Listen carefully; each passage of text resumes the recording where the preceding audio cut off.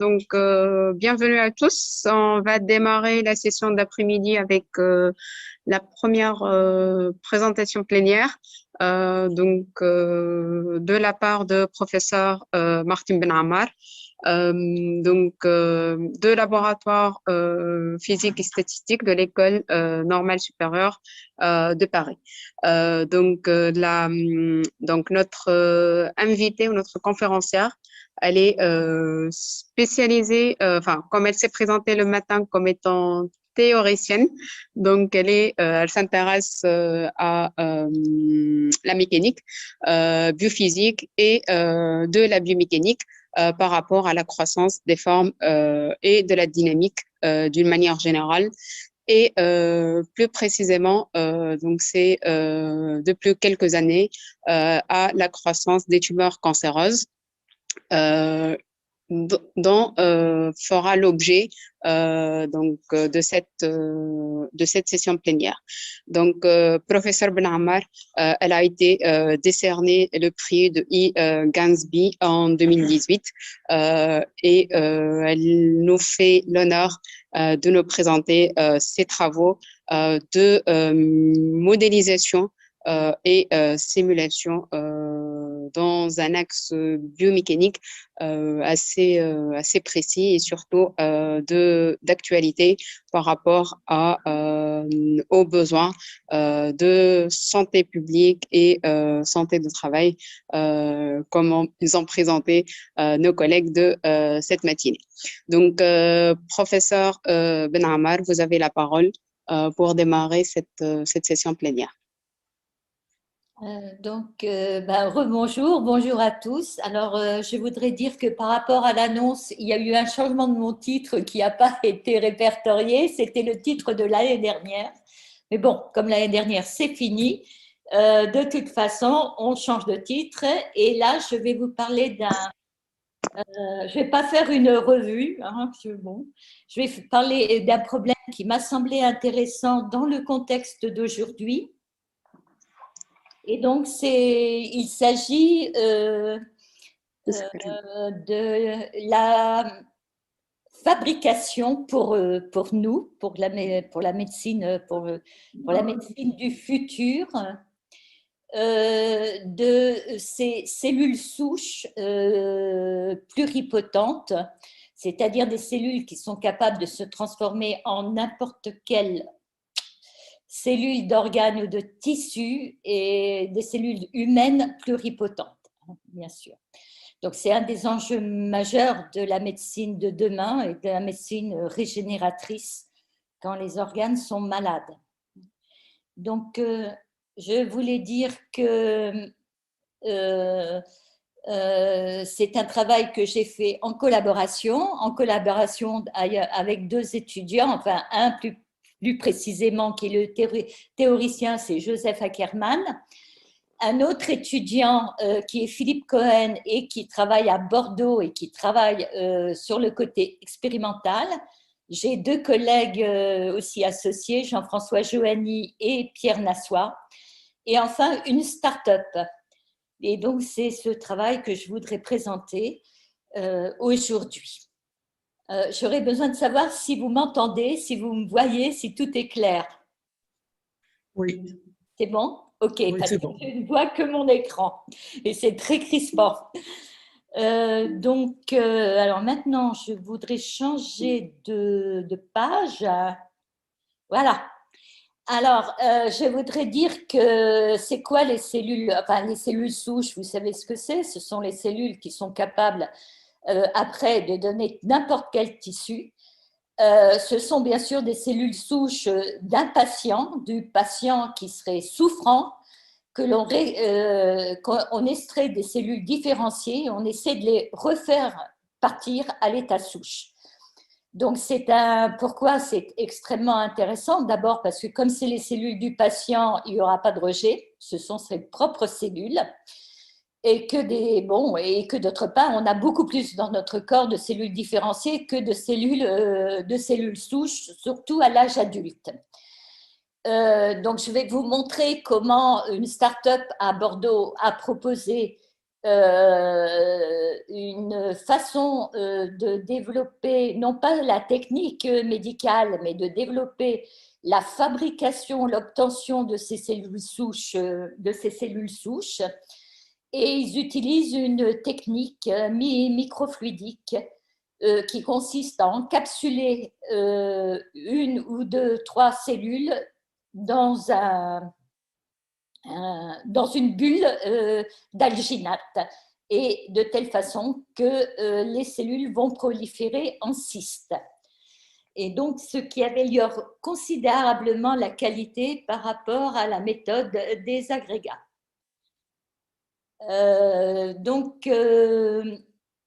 Comme j'ai dit, la question principale de cette technique, c'est la question de la qualité. Il faut être sûr qu'elles sont souches.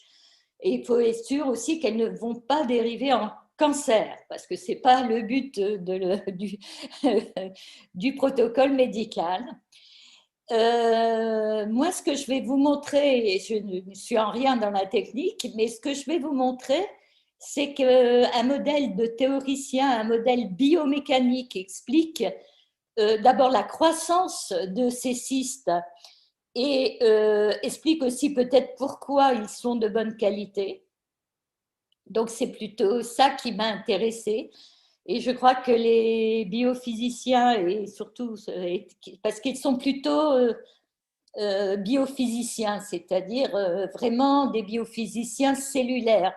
Donc, ils ont été un peu surpris de voir qu'un modèle très simple de biomécanique expliquait la dynamique de croissance de ces cystes et comment on peut extraire, vu qu'on a des modèles à très peu de paramètres, des caractéristiques de ces cellules, qui sont quand même des cellules très particulières. Et comment, du coup, on va pouvoir passer de l'échelle d'une capsule à des millions de capsules. Donc, c'est quoi un cyste? C'est simplement des cellules qui se mettent en anneaux au lieu de fabriquer un agrégat. Vous savez très bien qu'une technique aussi de prolifération cellulaire, ça consiste à mettre des cellules proliférantes dans un bain sur un substrat, et à ce moment-là, ils vous font des boules. Et en fait, c'est une technique qui ne marche pas très bien pour ces cellules pluripotentes. Une des raisons, c'est que les agrégats développent des stress. Et d'abord, n'ont pas un bon accès aux nutriments, du coup, ils développent des stress, et ça, je dirais, c'est les biomécaniciens qui l'ont montré. Il faut voir qu'un organe, c'est 10 puissance 9 cellules, c'est énorme, et bien sûr, fabriquer 10 puissance 9 cellules, c'est quasiment impossible, ce qui prouve que même si on veut réparer une partie d'un organe, il nous faudra beaucoup de cellules pluripotentes, de ces cellules human-induced pluripotent cells. Il nous en faudra beaucoup. Et donc, avoir des méthodes de production, de grande production, c'est très important pour l'avenir de cette médecine. Et de toute façon, tout le monde travaille dessus en médecine actuellement. Et donc, c'est sûr que la technique présente un avenir. Nous allons avoir des agrégats de l'ordre de 200 microns. En cyste, c'est à peu près pareil que les agrégats en boule. La seule différence, ça sera bien entendu la qualité de l'agrégat. Qualité qui est vérifiée par des drogues, par les médecins. Il existe 2 drogues pour vérifier que le cancer STEM est toujours bon, c'est-à-dire que le processus n'a pas engendré des cellules différenciées, et donc c'est très important, c'est vraiment très important pour éviter en particulier les cancers. Donc maintenant, je vous présente la manip. La manip, vous voyez, le principe de la manip est très simple. Vous avez ici 3 seringues qui vous injectent dans une cellule, mais de type microfluidique, et qui vous font un mélange. Dans le mélange, vous avez un agar qui est un polymère biocompatible. D'ailleurs, il y en a beaucoup d'agars dans notre alimentation industrielle. Donc, c'est un polymère biocompatible. une solution de nutriments et des cellules souches, bien sûr très diluées, des cellules souches pluripotentes, bien sûr extrêmement diluées, hein, parce qu'on n'en a pas beaucoup. Et puis, vous jetez ça dans un bain, et dans ce bain, eh bien, il va y avoir une gélification de l'agar qui va se mettre à faire des bulles, des petites capsules de l'ordre de 200 microns avec une belle régularité qui dépend en fait du bec. Le bec qui est ici, je ne sais pas si vous voyez quand je fais ça, quand je mets… Enfin, si vous ne voyez pas, voilà, le bec est en dessous de la plateforme verte. Et donc, ça dépend en gros de ses caractéristiques, hein, mais donc vous allez avoir un système qui est relativement stable de capsules. Et après, eh bien, les cellules que vous ne voyez pas, ça va vous donner les cystes, donc à l'intérieur d'une capsule d'alginate. Mais toute la croissance, quand elle se fait, elle commence sur 2-3 cellules et elle ne touche pas l'alginate. Et au fur et à mesure de la croissance, le cyste va grossir jusqu'à toucher l'alginate. Donc, c'est un processus de croissance en bain. Mais si vous voulez, le bain, c'est la capsule d'alginate. Sachant qu'à la seconde, la société Trifrog, et je vous invite à regarder leur site parce qu'ils ont des vidéos très rigolotes. La société Trifrog, à la seconde, est capable de fabriquer 5000 capsules à la seconde. Donc, on n'est pas près des 10 puissance 9, mais disons qu'on commence à avoir des chiffres extrêmement importants. Donc, vous avez en gros les caractéristiques de la capsule d'alginate, une fois qu'elle s'est un peu gélifiée, 200 microns de rayon, une épaisseur de 35, et quand la manip démarre, il y a 10 cellules, mais parfois ça peut être une ou deux qui sont enfermées. Et après, quand ça se termine, au bout de 10 jours, vous avez 250 cellules. Donc, quand on a vu ça, quand Pierre Nassois, qui est un collègue que je connais depuis longtemps, mais qui est maintenant à Bordeaux, m'a présenté ça. Alors, bien sûr, faire de la croissance en cyste, je l'avais fait autrefois dans un tout autre contexte, donc ça m'a beaucoup plu. Donc, je lui ai demandé tout de suite de me mesurer le rayon intérieur et le rayon extérieur du cyste, d'essayer d'extraire le taux de croissance par unité de temps ou le taux de croissance à l'instant T, pour que j'ai des mesures un peu quantitatives, de me donner des caractéristiques de l'enveloppe. Mais ça, les caractéristiques de l'enveloppe, ça fait depuis une bonne dizaine d'années qu'il travaille sur ces capsules d'alginate, donc il avait beaucoup d'infos de physique, de mécanicien expérimentateurs, si je puis dire. Donc ça a aidé. On n'a aucun mystère sur ces alginates. On sait, on connaît leur comportement. Ce que je voulais dire, c'est que quand le cyste touche la capsule, il perd sa belle propriété d'être unicellulaire, c'est-à-dire d'avoir une cellule par épaisseur. Il devient multicellulaire, donc je dirais que c'est le début des ennuis, ça, pour la qualité, mais qu'elle se maintient une dizaine de jours quand même. Et pour compléter le tableau et pour vous montrer que c'est bien un calcul de mécanique, je vais vous parler d'une instabilité mécanique qui est une instabilité de buckling, c'est-à-dire quand un échantillon épais à la surface d'un échantillon épais développe une instabilité. Moi, je dis couramment que c'est l'instabilité de de mécanique, et qu'elle se fait également et qu'ils l'ont. Donc, on est à peu près sûr que notre modèle soit bon, parce que alors là, vraiment, il vérifie tout. Aussi, si on attend trop longtemps, ce qui se passe, c'est que l'alginate, il va se fracturer, il va casser parce que le cyste pousse. C'est une croissance contrainte. À partir du moment où il touche la capsule, c'est une croissance contrainte. Donc, pour ce qui est des données expérimentales que moi j'ai besoin, vous avez 3 jeux de données là qui sont produites. La différence entre ces trois jeux, c'est que l'instant initial de la manip est différente, hein, entre les vertes, les oranges et les bleus clairs que vous voyez à l'écran. En fait, bon, ce que nous, on a appelé l'instant initial n'est pas tout à fait le même. Et pour nous, l'instant initial, c'est la formation d'un cyste et d'un cyste unique. Il faut savoir qu'il y a des microcystes qui se forment au départ et qui coalescent comme une coalescence de bulles et qui font après un beau cyste.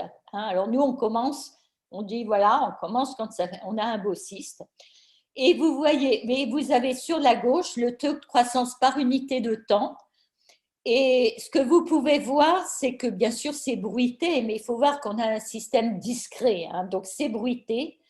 Et je dirais que le bruit a une période d'environ une seconde, d'environ une heure, pardon, et que l'heure, c'est justement le temps de mitose chez les cellules. Hein. Donc, chaque cellule va mettre une heure à se séparer, à se réarranger, à coexister avec la cellule fille. Donc, c'est à peu près ça. Hein. Donc, c'est pour ça que les expériences sont quand même relativement très lentes. Ça serait pareil en agrégat. Hein. Ça serait strictement pareil en agrégat. Alors, ce que vous pouvez voir quand même, c'est que les résultats sont, même si on ne part pas tout à fait dans les mêmes conditions sur les trois manips, ils sont quand même remarquablement voisins pour trois expériences différentes. Ce que vous avez en très plein, c'est le modèle théorique. Je voudrais insister là-dessus. Et en très pointillé, ce sont les résultats expérimentaux qui sont prêts un point par jour. Hein. Comme je l'ai dit, c'est en gros la période de processus. Donc, c'est un processus itératif. Et qu'est-ce que vous pouvez voir? C'est une rupture de pente. Et cette rupture de pente correspond au fait que le cyste a touché l'alginate. Et quand il touche l'alginate, d'abord, quel que soit le rayon intérieur ou le rayon extérieur, il n'est plus exponentiel, hein, comme il était. Il avait une tendance exponentielle au début. Il ne l'est plus. Il ne sature pas, mais il s'aplatit quand même pas mal. Et surtout, le rayon intérieur, alors ici, vous avez le rayon extérieur vert et le rayon intérieur, à partir d'ici, paf, il sature vraiment. Hein. Donc, voilà. Il se passe vraiment un phénomène. Disons que la croissance du cyste est arrêtée par cette capsule d'alginate.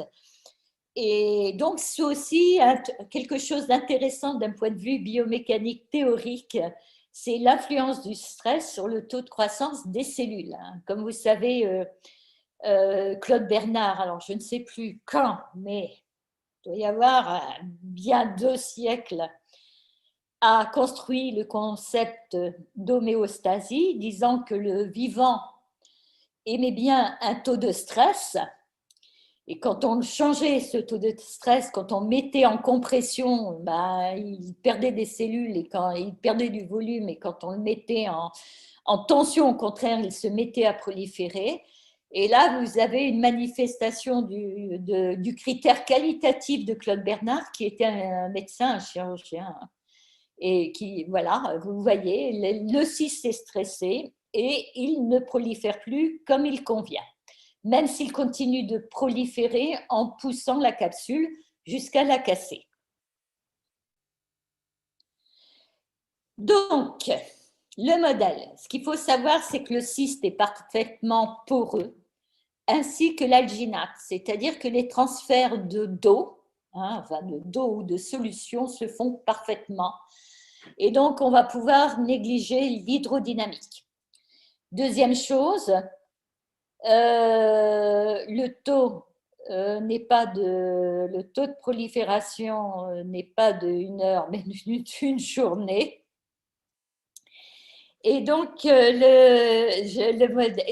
d'autre part, pour décrire ce phénomène, j'ai utilisé un modèle biomécanique le plus simple possible, c'est-à-dire le modèle néo-keylin, un modèle hyperélastique des grandes déformations, qu'elles soient géométriques ou élastiques.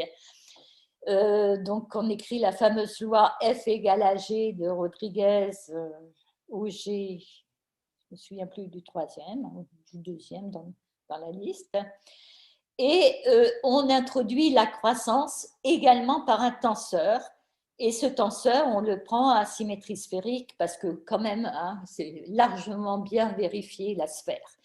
Et donc, c'est clair que dans notre modèle de cistre, étant donné l'élongation que prennent les cellules, c'est une croissance anisotrope qui favorise la croissance radiale par rapport à la croissance orthoradiale.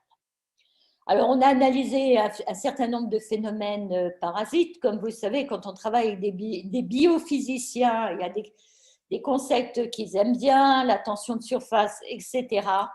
Tout ce qu'on a pu montrer, c'est qu'en fait, le modèle est vraiment élastique. Et donc, voici, je dirais, les deux équations fondamentales. Cette équation qu'on avait dérivée déjà en 2005 avec Gorielli dans le cas anisotrope. Donc là, je précise que le gamma R, gamma R croît exponentiellement et gamma θ aussi. Hein. Donc, c'est des choses qui dépendent du temps, car il s'agit d'un taux de croissance à l'instant T d'investigation. Donc, si c'est après 7 jours, c'est le taux de croissance à l'instant T. Et là, c'est plutôt le rapport. Hein, le rapport. Donc, voilà. Et donc, vous avez cette formule qui est relativement simple et vous appliquez, comme tout système vivant, le critère d'incompressibilité. Et c'est comme ça qu'on obtient un accord parfait. Hein, on peut dire parfait parce que quand on connaît les expériences de biophysique, quand on a cet accord-là, ça s'appelle l'accord parfait entre le modèle et les expériences. Alors, qu'est-ce qui se passe quand le cyste touche l'alginate? Alors d'abord, il est contrarié parce qu'il voudrait croître et il ne peut pas. Donc, ce n'est donc pas une croissance libre, c'est une croissance contrainte. Et quand on a une croissance contrainte, si on croit le critère de Claude Bernard, eh bien, la croissance, surtout si elle est contrainte par un effet de pression, hein, c'est le cas de là, hein, particulièrement, eh bien, il y a une diminution du taux de croissance qui suit une formule, mais disons, nous avons testé plusieurs modèles et c'est celui-là que nous avons retenu. Alors, bien sûr, comme je l'ai dit, c'est un processus itératif. On a dû faire, hein, d'ailleurs, on l'avait démontré il y a longtemps, on a dû faire l'itération. On a fait l'itération hein, à chaque pas de temps.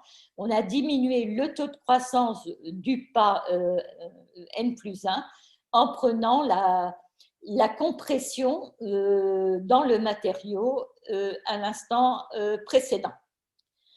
Et c'est comme ça qu'on est arrivé à ces courbes-là. Bien sûr, les coefficients ne nous sont pas donnés. Comme souvent en biophysique, on aimerait bien avoir tous les coefficients comme en mécanique des matériaux ou en mécanique des fluides, hein, où la viscosité, on la connaît avec je ne sais combien de décimales, etc. La biophysique, ce n'est pas du tout ça. Hein. La plupart du temps, on ne connaît pas les coefficients. Et donc, il nous faut beaucoup de points expérimentaux et faire des tests. Et bon, donc, c'est ce que nous avons fait. Donc, je crois que j'ai quasiment épuisé mon temps. Donc, ce que je voulais dire, c'est que cette croissance en cyste, ça semble prometteur. C'est très bien pour la société Trifrog. Encore une fois, je vous invite à regarder leur site web. C'est très rigolo. Et je voudrais rappeler simplement une chose, c'est que notre vie, enfin, je ne sais pas quel est l'instant initial, mais quel que soit l'instant initial, au bout d'un certain temps, tout commence par un cyste de cellules souches aussi pour nous. Et à partir du moment où le cyste casse, eh bien, les cellules souches commencent à organiser un tout petit peu les organes du fœtus et du futur bébé. Donc, ça semble être leur nature quoi, de proliférer en cyste. La croissance sur substrat se fait dans certaines startups, mais bon, d'abord, on sait très bien que le substrat va jouer sur la différenciation. Donc, au lieu d'avoir des cellules capables de faire n'importe quel organe, elles vont plus en faire qu'un. Et d'autre part, là, ça a posé des problèmes. Donc, c'est peut-être une voie prometteuse. une des raisons, je pense que le fait d'être en cyste permet aux nutriments de pénétrer, de bien pénétrer le milieu du cyste et surtout de pénétrer de manière homogène, ce qui élimine les stress mécaniques automatiquement. Et d'autre part, avec cette expérience, j'étais très contente de montrer à deux biophysiciens purs et durs que la biomécanique expliquait simplement des faits d'observation, hein, à une échelle, donc je dis qu'au maximum, on est inférieur au dixième de millimètre et sur des matériaux qui sont loin d'être simples parce que les cellules, elles réagissent à tout ce qu'on leur fait. Hein, vous savez, elles ont un pouvoir de réaction. Même en AFM, c'est très dur d'atteindre leur module Young. Elles se transforment et elles réagissent. Une cellule, c'est vivant. Donc, si vous lui mettez une pointe, elles ne sont pas toujours contentes et elles ont une façon de réagir. Et donc, de donner une information qui est très parcellaire. Voilà, donc je voudrais vous remercier de votre attention, de remercier Tésir pour l'invitation et de remercier mes collaborateurs. Alors, ce travail est soumis. Je peux vous dire qu'il est extrêmement nouveau, que c'est la première fois que je le présente. Et donc, bon, j'espère que vous y avez trouvé un intérêt. Voilà, j'ai terminé. S'il y a des questions, je voudrais bien y répondre et je serais très contente d'y répondre. Alors. Merci beaucoup, Madame Benhamar. Donc, c'est professeur Bouaoui qui est avec vous. On vous remercie beaucoup pour votre présentation, pour cette thématique abordée, pour cette recherche appliquée et surtout pour l'exclusivité que vous nous offrez pour notre congrès, pour ce travail très intéressant en biomécanique. Encore une fois, merci beaucoup. Alors, je vais laisser la parole à l'assistance si jamais il y a des questions ou des remarques par rapport à ce que vous venez de présenter. On n'a pas beaucoup de temps, mais on va voir quand même s'il y a des réactions. Il y a une question de la part de M. Bouzid Lanoir. En live ou écrite? En live. Donc, OK.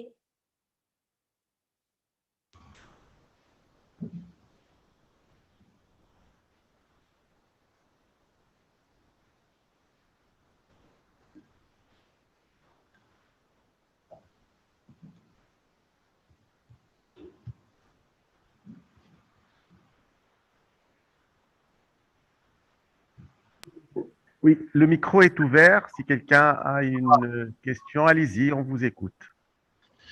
Rebonjour, vous m'écoutez? Oui, parfaitement. Oui, docteur. Merci beaucoup. On vous merci écoute. beaucoup. Merci, c'est docteur Bouzid de l'Institut Al-Qassab. Donc, merci tout le monde. Merci, professeur Benhamar, pour ce travail. Je trouve que c'est un travail très, très intéressant. Et donc, vous étiez en train c'était une recherche sur, vous avez dit, sur une modalité de développement de cellules pluripotentes, naturel, quoi. C'est un mode de développement naturel de les cellules, sur ces cellules normaux. Moi, je vais vous inciter à. Pardon? Je vais vous donc juste une remarque. On a une pathologie maghrébine, particularité du pays de Maghreb et surtout du pays de Maghreb, c'est les datidoses vertébrales, les datidoses, le kyste édatique. Le kyste édatique, c'est une pathologie mais qui a le même, qui garde donc ces modes de développement en cyste, en vésicule. C'est une parasitose très méchante et qui nous pose beaucoup de problèmes. C'est pour cela que je trouve que ce travail est excellent. Donc, les datidoses, donc, c'est une parasitose, on a dit, qui peut toucher tous les organes du corps. Et selon les caractéristiques physiques ou bien mécaniques de l'entourage, de l'environnement, ou bien de l'organe, ou bien de viscère, elle va acquérir un développement particulier. Par exemple, ce kyste hédatique au niveau de parties molles, c'est-à-dire au niveau du poumon, ou bien au niveau du foie, elle va se proliférer, elle va se faire, elle va garder sa forme monokystique ou bien monovésiculaire. Donc, on se trouve avec des kystes de 10, de 15, de 20 cm de diamètre dans les poumons. Dans le foie, c'est la même chose. Parfois, 2-3 kystes, mais au niveau de l'os, ça c'est ma spécialité, au niveau de l'os, vu la rigidité de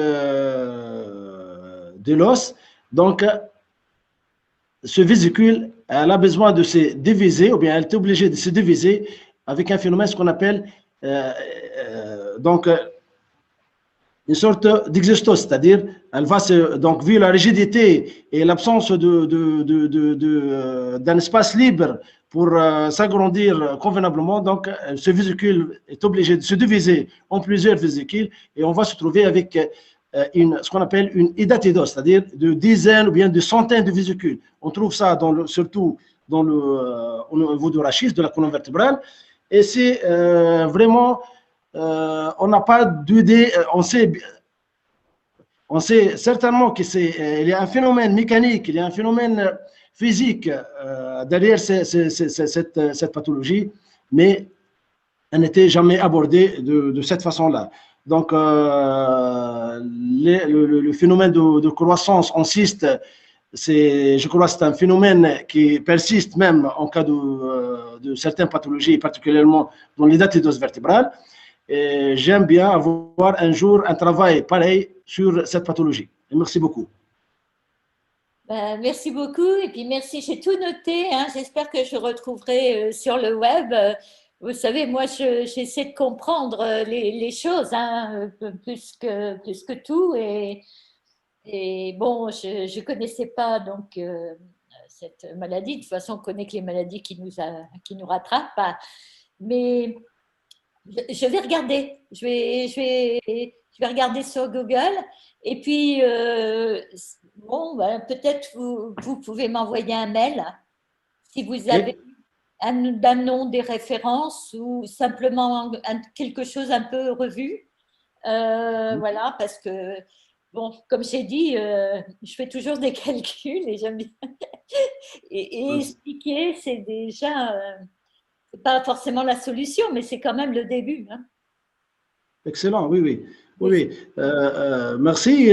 Et en plus, la Tunisie, c'est un pays de référence concernant comment dire, la principale publication en matière de kyste hydatique, ou bien cette parasitose, c'est des publications tunisiennes depuis les années 60. Donc, on sait bien cette pathologie. C'est une pathologie qui pose toujours. Donc, la chirurgie, donc c'est le traitement. Ce qu'on a actuellement, c'est un traitement radical sur la chirurgie. La chirurgie au niveau du poumon ou bien au niveau du foie donne des excellents résultats, mais chez nous, les orthopédistes, au niveau de l'os, de dur, c'est l'échec. Je dis bien c'est l'échec. J'ai des malades qui ont été opérés 10 fois. Donc, j'ai 10 fois, 9 fois, 12 fois. Donc, chaque fois, donc on n'arrive pas à éradiquer totalement ces vésicules. Et ces vésicules qui sont donc à l'état microscopique au début, dès qu'on libère l'entourage, elles vont gagner de l'espace, elles vont s'agrandir rapidement, elles vont se diviser encore. 3-4 mois, on se trouve avec le même aspect radiologique. Donc, j'aime bien. Donc, excellent. Je vais vous contacter dans ce sens-là. Oui. Moi, je crois que vous allez trouver facilement mon mail. Hein. C'est pas dur. Okay. Merci beaucoup. On va diffuser ça. Merci beaucoup. Merci pour cet échange intéressant et ça a certainement de l'intérêt. Qu'est-ce qu'on peut dire de plus si la recherche va rendre service à l'humanité? C'est vraiment excellent. Bien, on est obligé d'abréger un petit peu cette séance plénière. On vous remercie encore une fois, professeur Martine Benhamar, pour cette excellente